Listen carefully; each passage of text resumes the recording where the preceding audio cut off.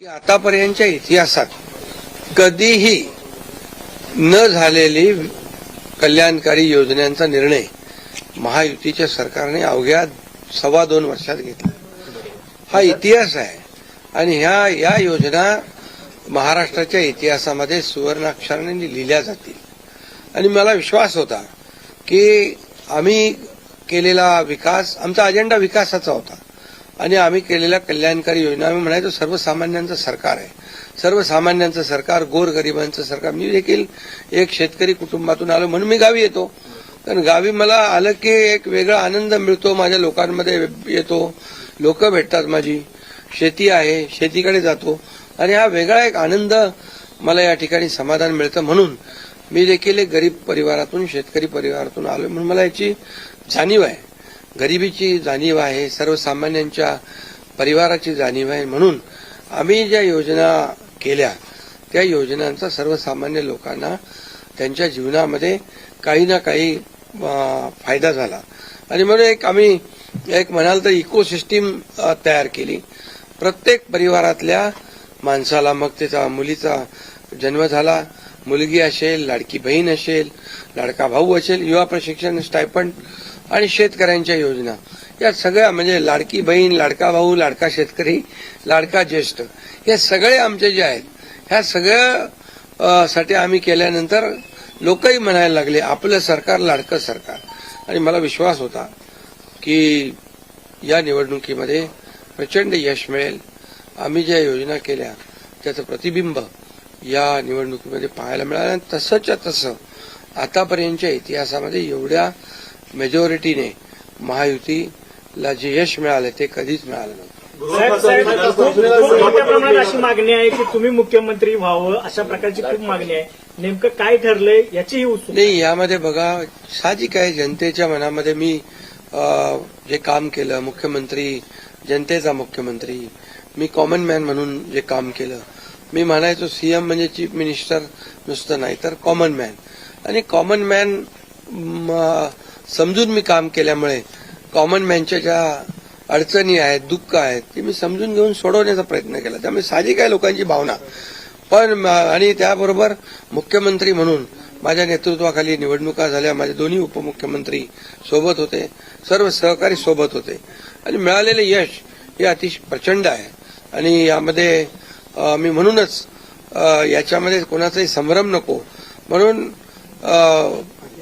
मागच्या आठवड्यामध्ये मी press conference घेतली. आपल्याला माहित आहे की यामध्ये आदरणीय प्रधानमंत्री नरेंद्र मोदीजी, आदरणीय अमित शाह गृहमंत्री, भाजपाचे अध्यक्ष, आणि हे सर्व निर्णय घेतील मुख्यमंत्री पदाबाबतचा.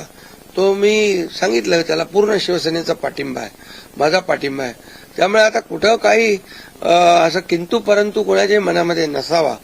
शेवटी मी मनमोकळेपणाने काम करणारा कार्यकर्ता आहे आणि म्हणून माझा निर्णय मी घेतलाय. सभापती पद पाहिजे म्हणून एकनाथ शिंदेचे प्रेशर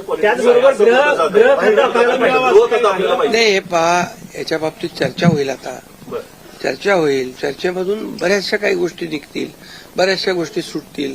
आणि त्यामुळे आम्हाला सर्वात महत्वाचं म्हणजे आम्हाला जे निवडून दिलेलं आहे लोकांनी, त्या लोकांना ज्या काही आम्ही कमिटमेंट केलेल्या आहेत त्या राज्याच्या विकासाच्या दृष्टीने किंबहुना ज्या आम्ही लोकांची बांधील आहोत, ही बांधिलकी आम्हाला जपायची आहे. सगळ्यात महत्वाचं मला काय मिळालं, कुणाला काय मिळालं यापेक्षा जनतेला काय मिळणार आहे. महाराष्ट्रातल्या जनतेने भरभरून मतदान केलेलं आहे, मतांचा वर्षाव केला आहे. आता त्यांना आम्ही आमच्या पद्धतीने जे देण्याचा प्रयत्न होणार आहे. त्यामुळे यामध्ये लोकांच्यासाठी जे करायचं आहे ते आम्ही करणार आहोत. उपमुख्यमंत्री पदासाठी श्रीकांत शिंदेचं नाव समोर येते आपल्या गटाकडनं, ही गोष्ट खरी आहे का? नाही बघा, चर्चा अजून सुरू आहे. चर्चा खूप, आता तुम्हीच चर्चा करत असता, पत्रकार, तुमच्या चर्चा खूप जास्ती असतात. त्यामुळे तुम्हाला एकच सांगतो तुम्हाला एकच सांगतो, या सर्व चर्चा आहेत. आता एक बैठक आमची अमित भाईंच्या बरोबर झालेली आहे, दुसरी एक बैठक आमची होईल तिघांची, आणि त्या बैठकीमध्ये खूप साधक बाधक चर्चा होईल आणि त्यामधून योग्य तो निर्णय या महाराष्ट्राच्या हिताचा बघा, आमच्यामध्ये तुम्हाला मी सांगतो, या जनतेने आम्हाला भरभरून दिलेलं आहे. जनतेला असं वाटता कामा नये की आम्ही सत्ता दिली, सरकार म्हणजे एवढी मेजॉरिटी दिली, आता चांगलं सरकार स्थापन व्हावं, जी अपेक्षा जनतेची आहे ती आम्ही पूर्ण करणार. आणि आम्हाला जनतेबरोबर आम्ही उत्तरदायित्व आहोत. त्यामुळे लोक काय बोलतात, विरोधक काय, आता विरोधकांना काय काम राहिलंय का? काय राहिलंय बाकी? सध्या ईव्हीएम चालले ते. आता जे काय आता ईव्हीएम म्हणजे आता याच्यामध्ये मी एकच तुम्हाला सांगतो की आमच्यामध्ये कुठलाही काही समन्वयाचा अभाव नाही. समन्वयाने काम सुरू. मी तर माझी जाहीर भूमिका परत मला मांडण्याची गरज नाही. मी तर बुधवारी जो प्रेस कॉन्फरन्स घेतली त्यात सगळी भूमिका स्पष्ट मांडलेली आहे. आणि लोकांना आता काय, विरोधकांना काम नाही, विरोधी पक्षनेताही होता येत नाही, एवढी देखील संख्याबळ नाही, एवढं भरभरून प्रेम लोकांनी दिलंय. त्यामुळे आता ईव्हीएम आणि या सगळ्या गोष्टींची चर्चा चालू आहे. बघा, झारखंडमध्ये ते जिंकले तेव्हा काही ईव्हीएम चांगलं होतं का? आणि त्याचबरोबर लोकसभेमध्ये ते जिंकले तेव्हा काही ईव्हीएम चांगलं होतं? आता पण लोकसभेचा एक त्यांचा माणूस जिंकलाय या सर्व निवडणुकीत, पोटनिवडणुकीमध्ये. त्यामुळे कर्नाटकमध्ये, तेलंगणामध्ये असेल, झारखंडमध्ये असेल, यामध्ये ते विरोधी पक्षाला देखील यश मिळाले. त्यामुळे ही लाडक्या बहिणींनी एक आणि सर्वांनीच लाडक्या बहिणींचा मोठा सहभाग याच्यामध्ये, या विजयामध्ये आहे. आणि लाडक्या भावांना त्यांनी भरभरून प्रेम दिले, लाडक्या भावांनी आम्हाला प्रेम दिले, लाडक्या शेतकऱ्यांनी दिले. सर्वांनी, या सर्वांच्या एकजुटीच्या प्रेमामुळे, आशीर्वादामुळे हे सरकार एवढ्या मोठ्या प्रमाणात मेजॉरिटी झाले. त्यामुळे